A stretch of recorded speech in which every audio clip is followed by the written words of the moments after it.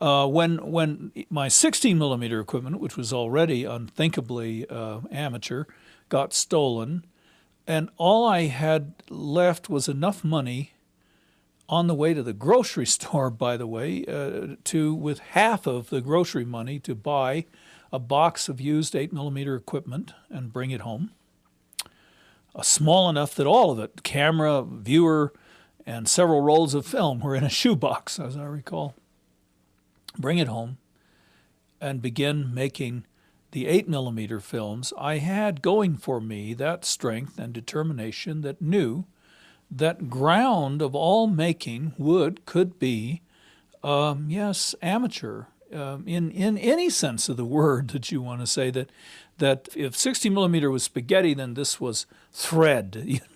This was practically thread, almost hard to see even, but it was available to carry in the pocket. It was available in its lightweight to reflect the very pulse of the person holding it. It was available in some sense that it came out of a tradition that was for photographing your daily life, your children, your vacations, your whatever, your parties. I took it into daily life in that full sense and photographed everything in between the parties and not events, but the eventuality of daily living. My myth was that I was a mountain man with a mountain family, a mountain man artist, which is what the world so much needed, as what I guess is a counterbalance to Andy Warhol's Velvet Underground, some such. And also a macho man, which I never was, a father figure, which technically I was, but which category I didn't really fit. And brought all kinds of wrath down upon me from the feminist movement increasingly over the years, and still. I mean, really, I was a person who'd been mostly ill through his childhood, continued to suffer from both neurotic and literal physical debilities, living in a place where not even the Indians dreamed of staying the year round, where no humans had ever, I'm sure, been intended to live. Being the fixer-upper of these things, not often having the money to hire anybody or to pay them just the gas and time mileage to drive up to 9,000 feet to fix a piece of plumbing. I mean, just almost continuous breaking down nightmare with nature becoming like the most, how can I say it, as I felt it and as the films were coming out, the most beautiful, terrible enemy that you could possibly have. There was something quite obviously extraordinary that Jane and I and the 5 Brakhage children from that time had achieved in that wondrous Xanadu, truthful Xanadu of mountain living and of family living that was, translated over into film and hopefully into art.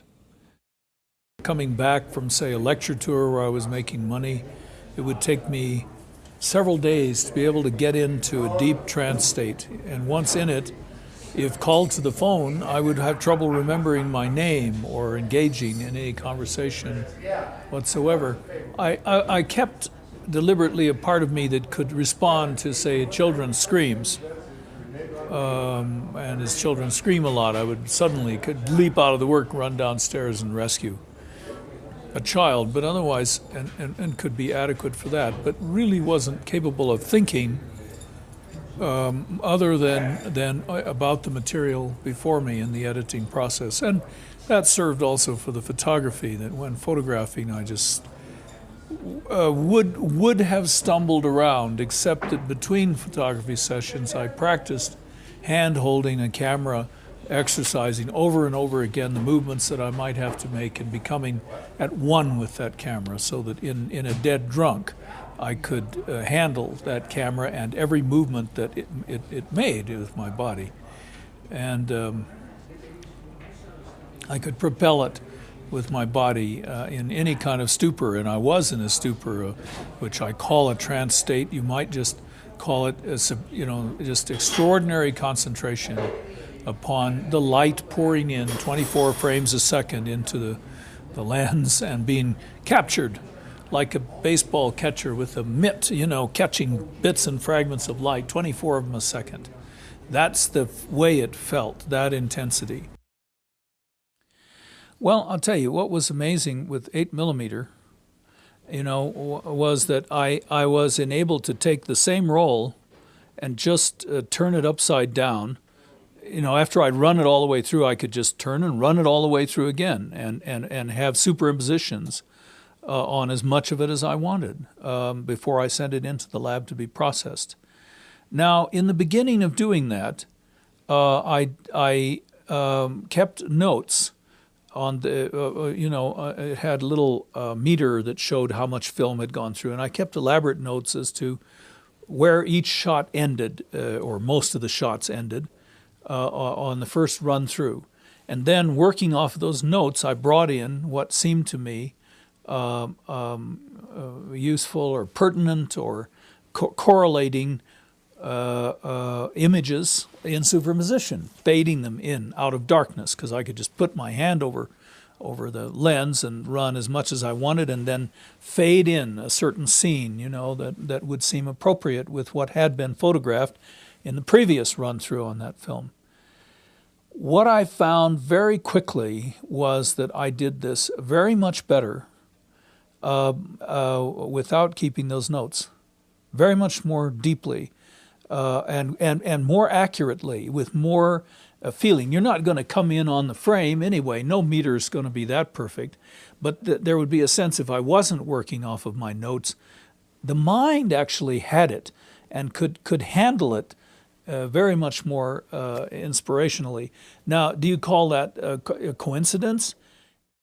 Another thing was the handheldness took on a new life. With a camera that light, you really could become what cinematographer means, writer of movement. You became a writer of movement. You had that easeability available at each shift of the light that you were catching.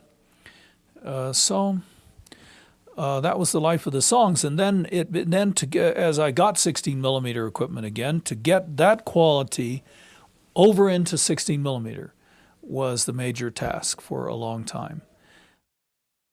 I was moving along a line of my loves, the children, and photographing them growing up, or an event could be just a sweep of the eyes across a room that contained the colors of my daily living. Songs were made in that spirit also, very inspired by Ezra Pound. Go, little naked and impudent songs. Ring the doorbells of the bourgeoisie. Tell them you do no work and that you will live forever.